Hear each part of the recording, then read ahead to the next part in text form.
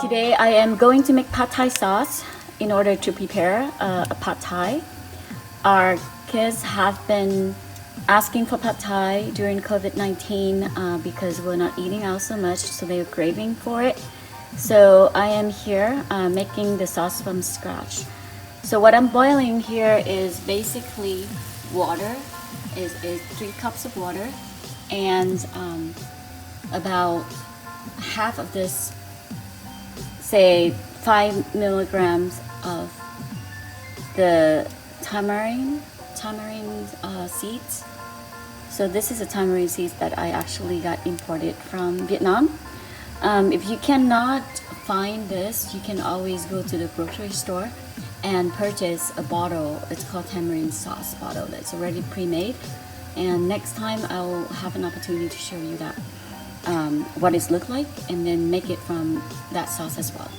So I'm boiling the tamarind seed in water to get all the sweet and sours out of the tamarind seeds. There's another version of this that is bigger than this.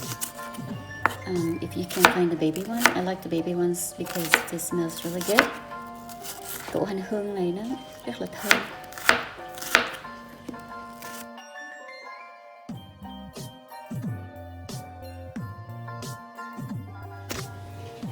So this is the final result of chopping shallots and garlics.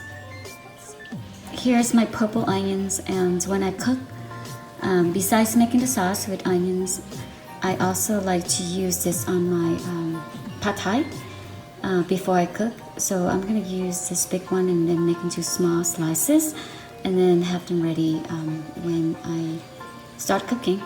I will use it to cook pad thai.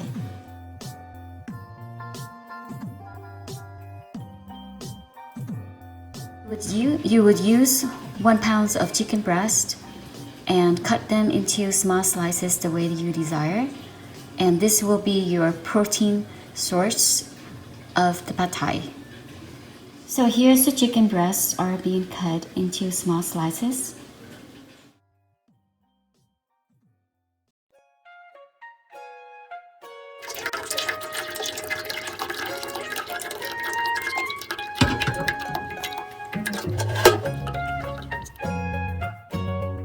There are 4 ingredients in the pad thai: sour, sweet, and salty.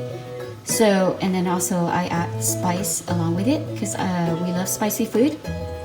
So the spicy powder is called paprika, pepper powder, and this is 4 cups. And then I have a half cup of fish sauce, and I have 1 cup of brown sugar. Normally we use palm sugar for pad thai, but because COVID-19, I'm too lazy to go out there for shopping, so I'm using brown sugar instead of palm sugar. And here is a cup of tamarind sauce. Okay, so I am going to use 2 cups of tamarind sauce. Since I only have 1 measurement here, I'll just show 1, but it's actually going to be 2 cups.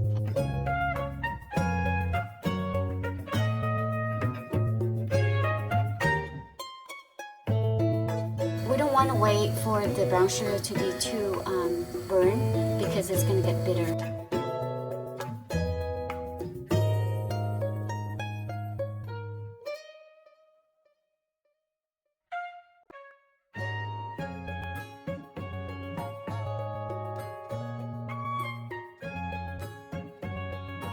Typically, after boiling for 5 to 7 minutes, you can turn off the stove and cool down the sauce. Okay. We stir it up. It's gonna taste really good and really, really flavorful. I'll wait for a minute and turn off the stove.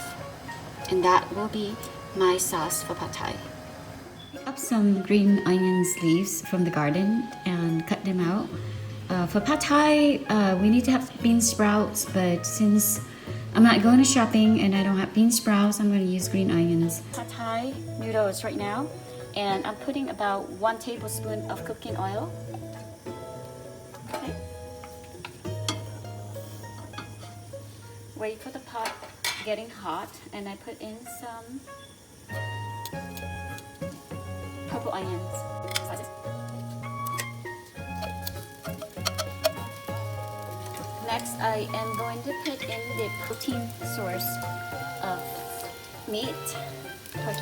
This is chicken. I'm making one big order. And I make so delicious pad thai sauce today, so I'm sure that they're looking forward to taste my restaurant-like homemade pad thai. I'm going to cook the chicken first, and then I will cook the egg on the side at the same time.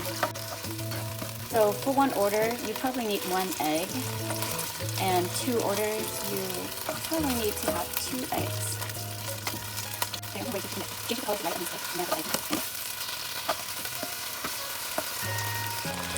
Now the chicken is cooked. I am going to push the chicken meat to the side and then crack 2 eggs.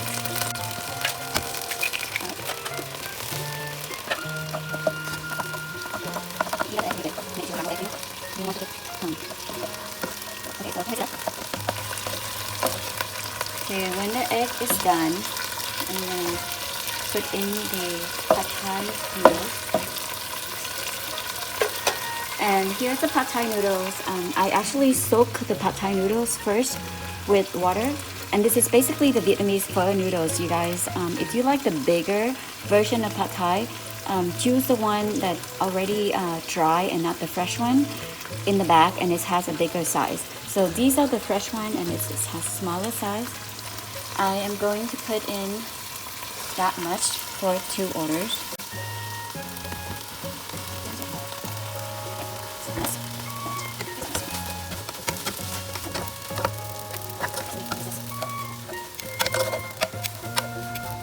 This is when I will be putting the pad thai sauce, and I'm going to put in about 2 full big spoon.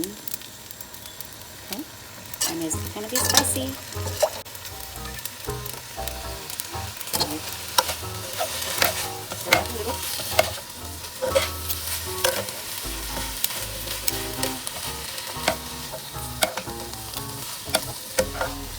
So remember the sauce. In the sauce we have sugar, we have fish sauce, tamarine.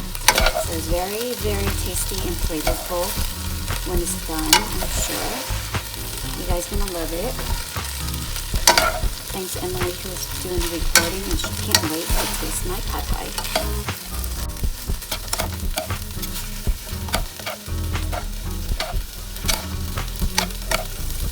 Some people like spice, and when the pad thai looks a bit red, they spray more red pepper, or you can do sriracha. You can put some sriracha on, because sriracha is spicy and sweet, so it will give you a little bit of color to the food.